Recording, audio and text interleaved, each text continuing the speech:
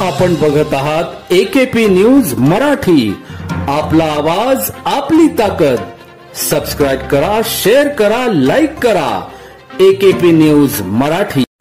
7 जुलै 2024 रोजी चांदवड मनमाड रोडवर अवैधरित्या दारूची तस्करी करणाऱ्या कारने राज्य उत्पादन शुल्कच्या वाहनास ठोस मारून वाहन चालकास मृत्यूस कारणीभूत ठरलेल्यांना ग्रामीण स्थानिक गुन्हे शाखेच्या विशेष पथकाने यापूर्वी 4 जणांना अटक केली होती।